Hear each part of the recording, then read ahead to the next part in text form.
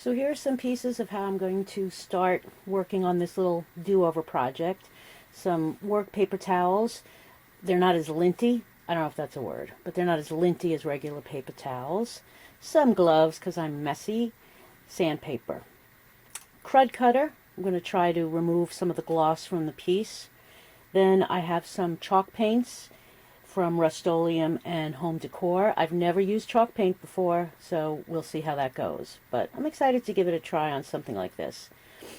And then I have my little broken piece, my expensive palette, which you can get at any dollar store, some water. I have to grab some paintbrushes. And then for the top element, I'm looking at using this gorgeous little bird. It's from a company called Relics and Artifacts. I'll put a link down below.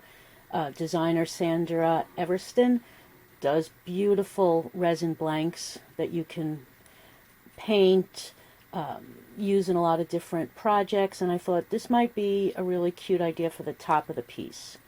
Then to replace the broken egg, I have a couple of wood beads. They're already drilled, but again I have to see if they fit, if it works. So I try to lay out my project to start with so I have some idea, but this could completely change as I start to play. So we're going to start playing now, and I'll walk you through what I've done, what I'm doing, and let's hope it's a fun outcome. Stand by.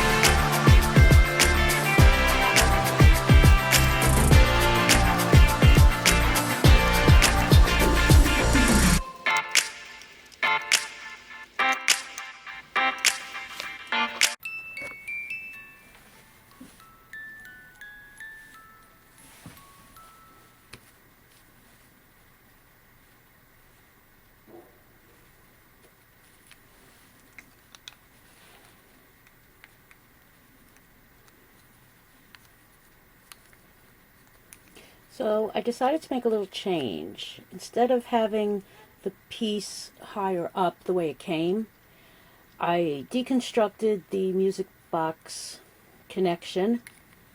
So now we have 3 pieces. I took off as much of that old egg as I could. I didn't want to scratch this part. So when I kind of deconstructed it, I realized the top doesn't turn. You only need to turn the screw to make the music box work. And as long as the screw part isn't any longer than the longest piece on the leg, I've decided to maybe save myself a couple of materials and a little time. So what I'm going to attempt to do is reapply the little top directly on the stand instead of having it higher up. So I don't need to do anything to that kind of negative space where the egg used to be. So now we have to use the Krud cutter, again a new product for me, and clean this up, and hopefully things will start to adhere to it. So here we go with the cleaning. Yay!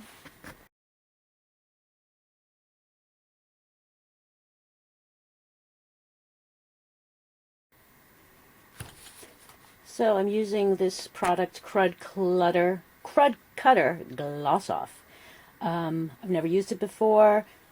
I saw it on another YouTube channel. Gloves are important because I break out over everything.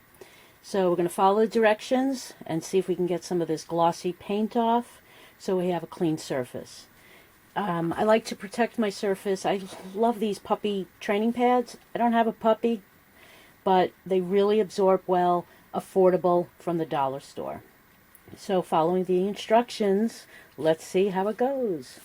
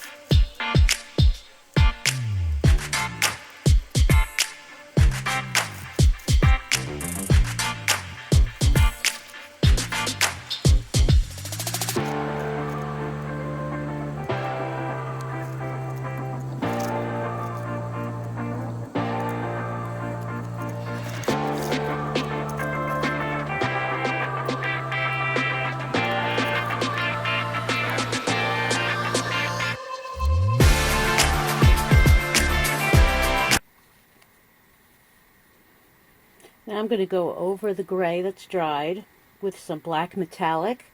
I'm sorry, brown metallic, but then I'm going to end up wiping a lot of it off because I don't want it completely covered. I'm just trying to build different layers, so I'm not going over every part of it per se, just some of it. Get some underneath. And I'm going to wipe a lot of it off.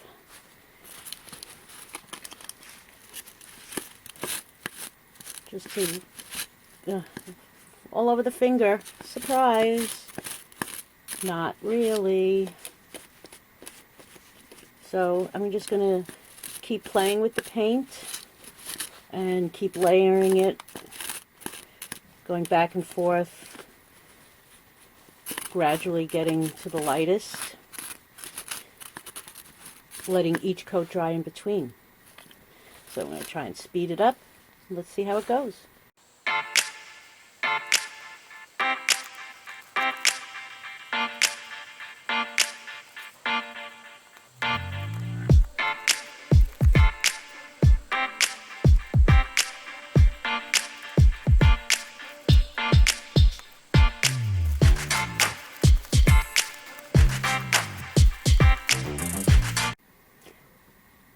So while I'm waiting for the layers on the bird to dry, I'm going to start painting the platform, and let's see how that prep liquid worked out. I'm going to do metallic, and again, I'm going to end up with it all over my fingers.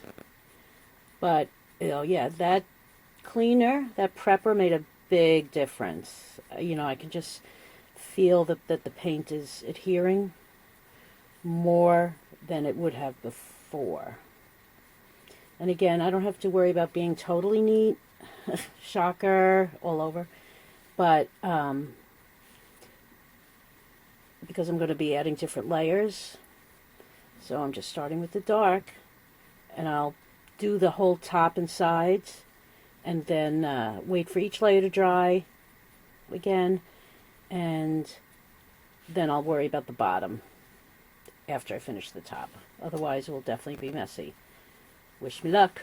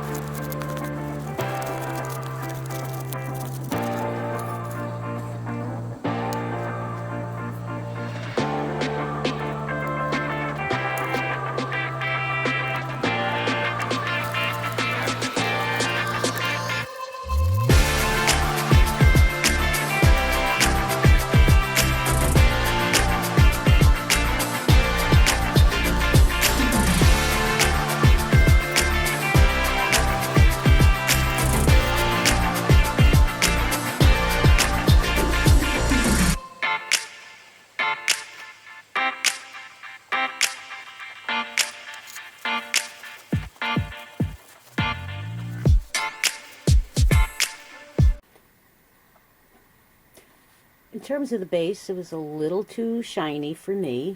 So I'm going to go in with a dauber, they call it. It's for stenciling, or I use it for a lot of different things.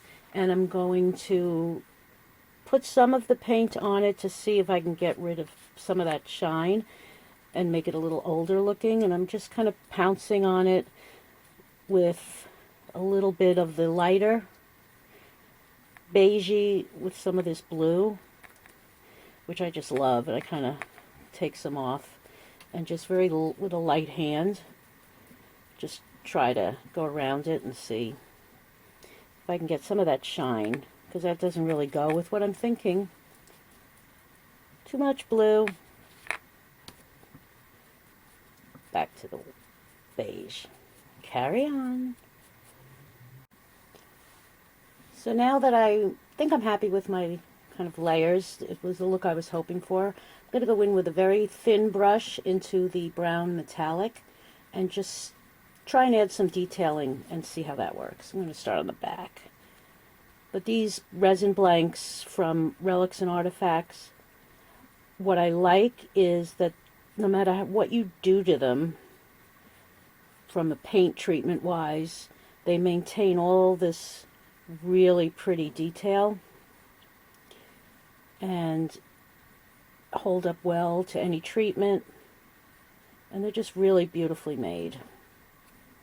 So definitely I'll put the link down below. There's some great stuff. I'm going to try and wipe some of it off again. You know, again, I'm going for kind of an aged, been around a while look. And I think that brown metallic helps to create some nice textures. Again, I am not a painter per se. I would love to be able to do that freehand. So I do what I can with different tools and different paints, and I'm constantly learning and trying to develop things that work for me. And that's why I like these chalk paints. Have been really easy to work with. So before this paint was fully dry, the metallic on the base, just kind of went in and blotted it. I want to give it a little bit more roughed up look. I don't want to use too much blue because with the other pieces there's quite a bit of blue, so I wanted a contrast.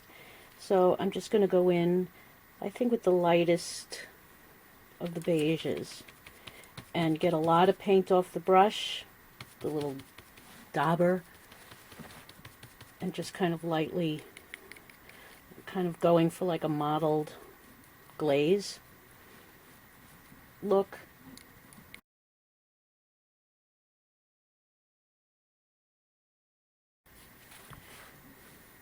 I'm going to take some E6000 glue, which works really well on a lot of surfaces, and we're going to try and reassemble. Wish me luck. Let's see how it goes.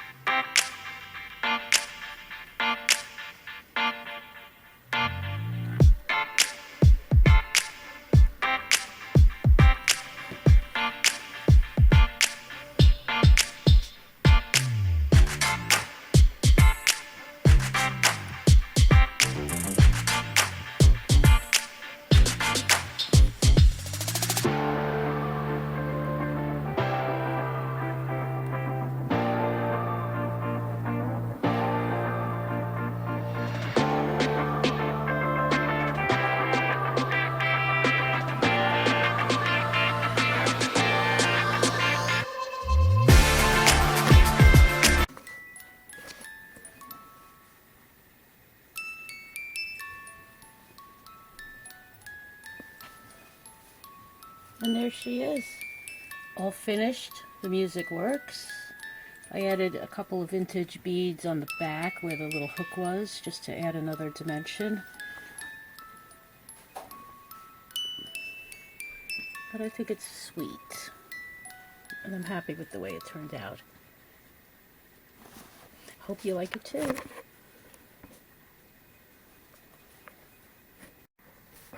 Thanks for watching, everyone. I hope you found it interesting. It was fun to do.